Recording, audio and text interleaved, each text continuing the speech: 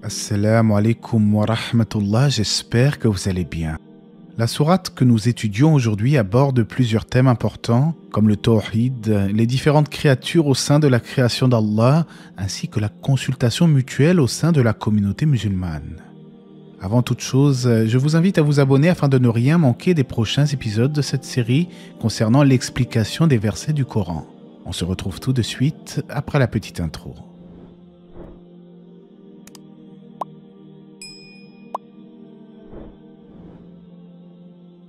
Les premiers versets nous rappellent qu'Allah est celui qui fait descendre la révélation sur ses prophètes, celui à qui appartient tout ce qui est dans les cieux et la terre.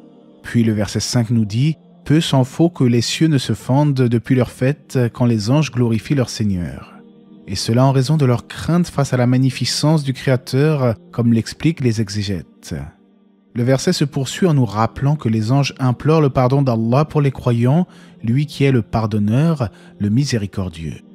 Le verset 7 nous informe que le Coran a été révélé en langue arabe afin que le prophète ﷺ avertisse la mère des cités, c'est-à-dire la Mecque, ainsi que ses alentours. Ibn Kathir précise que cela renvoie à toutes les contrées, en Orient comme en Occident. Cela car l'islam est une religion universelle, comme l'attestent les textes du Coran et de la Sunna. Telle était la mission d'un messager d'Allah, avertir contre le jour du grand rassemblement. Certains iront en enfer, tandis que d'autres accéderont au paradis. Si Allah l'avait voulu, il aurait certainement fait des hommes une seule communauté croyante, mais il fait ce qu'il veut et laisse s'égarer ceux qui ne recherchent pas la vérité. Allah blâme ensuite le polythéisme des associateurs en nous rappelant que lui seul donne la vie et la mort, l'omnipotent. Le jugement lui revient et c'est en lui qu'il faut placer notre confiance et demander pardon. Conséquemment, les versets évoquent l'unicité d'Allah dans sa seigneurie, car c'est lui le créateur des cieux et de la terre qui nous octroie la subsistance. Il est aussi fait mention de ses plus beaux noms et attributs, rien ne lui ressemble, c'est lui l'audient, le clairvoyant. Allah évoque au verset 13 les prophètes doués de résolution, à savoir Noé, Abraham, Moïse et Jésus. Avec le prophète Mohammed, ils sont au nombre de 5, comme l'indique un autre verset. Lorsque nous prîmes des prophètes leur engagement, de même que de toi, de Noé, d'Abraham, de Moïse et de Jésus, fils de Marie. Tous avaient le même message, celui du monothéisme pur, at-tawhid en arabe, comme on le rapporte du prophète Mohammed Nous, prophètes, sommes frères de mères différentes, notre religion est la même. C'est ainsi qu'Allah a enjoint à ses prophètes d'établir la religion de vérité et de ne pas en faire un sujet de discorde. Quant aux polythéistes, ils ont rejeté ce message d'unicité en préférant suivre la religion de leurs ancêtres. Suite à quoi Allah exhorte son prophète à appeler à Allah et à ne pas suivre les polythéistes dans leur égarement. Vers Allah est l'ultime retour, et ceux qui discutent au sujet d'Allah après qu'il a été répondu à son appel, leur argumentation est auprès d'Allah sans valeur. Pour certains savants comme Ibn Abbas et Mujahid, ce verset fait allusion aux polythéistes qui débattent avec les croyants sur la vérité afin de les détourner de la droiture. Pour d'autres savants, il s'agit des juifs et des chrétiens qui prétendent que leur religion est meilleure et rejettent la prophétie de Mohammed alayhi salatu wassalam. À partir du verset 17, la sourate évoque l'heure du jugement que les infidèles renient. En fait, ceux qui n'y croient pas cherchent à la hâter, tandis que ceux qui croient en sont craintifs et savent quelle est la pure vérité. Allah nous rappelle ensuite sa générosité, car il accorde sa subsistance à tous, même aux incroyants. Mais celui qui ne cherche que les biens de ce monde, il n'aura alors aucune part dans l'au-delà, comme l'indique le verset 20. On rapporte dans un hadith que le prophète a dit que celui qui accomplit une œuvre de l'au-delà en cherchant par cela ce bas monde, il n'obtiendra alors aucune part dans l'au-delà. Puis Allah blâme le paganisme arabe du temps de l'ignorance lorsqu'ils inventaient des lois religieuses de leurs propres chefs. C'est ainsi que les injustes finiront en enfer, alors que les croyants seront dans les sites fleuris des jardins, ayant ce qu'ils voudront auprès de leur Seigneur, telle est la grande grâce. Et en effet, comme il est rapporté dans le recueil d'Al-Bukhari et Muslim, Allah a préparé au paradis pour ses serviteurs vertueux ce qu'aucun œil n'a vu, ce qu'aucune oreille n'a entendu et ce qu'aucun esprit humain n'a pu imaginer. Allah nous dit au verset 23, « Dis, ô Mohammed, je ne vous en demande aucun salaire, si ce n'est l'affection eu égard à nos liens de parenté. Les exégètes ont divergé sur le sens de ce verset, mais selon Ibn Abbas, cela signifie que le prophète alayhi salam avait un lien de parenté avec tous les clans de Quraysh. Du coup, le sens du verset sera alors « Ne me combattez pas pour mon message, et ce en vertu des liens de parenté qui nous lient mutuellement. En réalité, je ne vous demande aucun salaire. » Allah nous dit également qu'il est le pardonneur des péchés et multiplie la plus minime des bonnes actions. Mais les polythéistes affirmaient que le prophète alayhi salam n'était qu'un menteur, ce à quoi le Coran répond « Et s'il avait forgé quelques paroles qu'il nous avait attribuées, nous l'aurions saisi de la main droite, ensuite nous lui aurions tranché l'aorte. » Et Allah connaît parfaitement le contenu des poitrines. À partir du verset 25, Allah nous rappelle qu'il est le grand pardonneur des péchés car il agrée le repentir de ses serviteurs. On rapporte d'ailleurs dans un hadith qu'Allah se réjouit plus du repentir de l'un de ses serviteurs que ne se réjouit une personne qui retrouve soudainement sa monture dans le désert alors que celle-ci portait sa nourriture et sa boisson. Aussi, Allah exauce les invocations de ses serviteurs comme le laisse entendre le verset 26 et c'est ce qu'explique notamment Ibn Jarir. Le passage en question dit « et exauce les vœux de ceux qui croient ». D'autres pensent que ce verset concerne les croyants qui ont répondu à l'appel de la vérité, mais il semble néanmoins que la première explication soit plus proche de la vérité, surtout qu'il est dit « et leur accroît sa faveur ». Ensuite, Allah nous dit au verset suivant qu'il attribue de ses dons à qui il veut avec juste mesure. Mais s'il accordait la richesse à tous les êtres humains, il y aurait certainement des abus sur terre. Nous avons déjà vu ensemble sur la chaîne que certains êtres humains sont plus à même d'être reconnaissants dans la richesse ou dans la pauvreté. Et Allah sait ce qui est bon pour nous.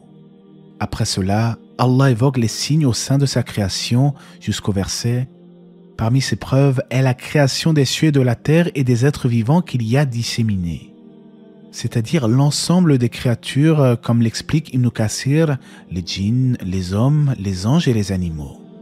Certains musulmans pensent que ce verset fait allusion aux extraterrestres, mais jusqu'à preuve du contraire, nous ne pouvons affirmer une telle information, sauf si l'on considère que la vie a effectivement pu proliférer ailleurs que sur Terre.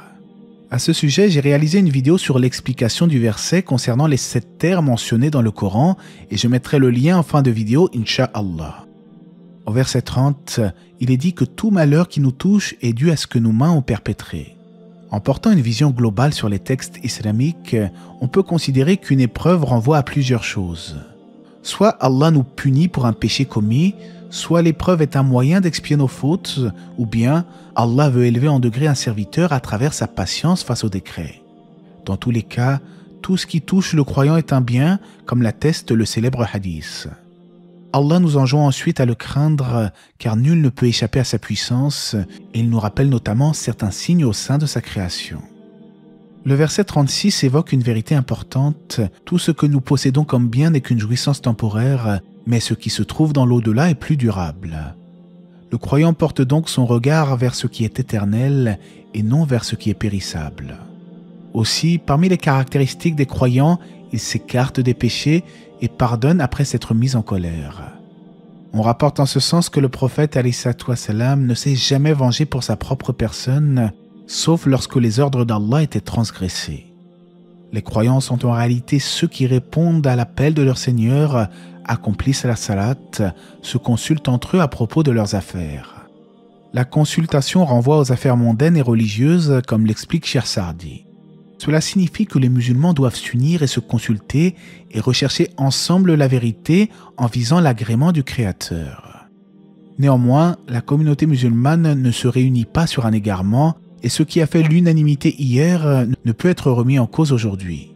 Par exemple, si un musulman affirme que la viande de porc ou l'alcool n'est pas interdit en islam, son avis sera rejeté bien entendu, car il n'y a jamais eu de divergence chez les savants musulmans à ce sujet.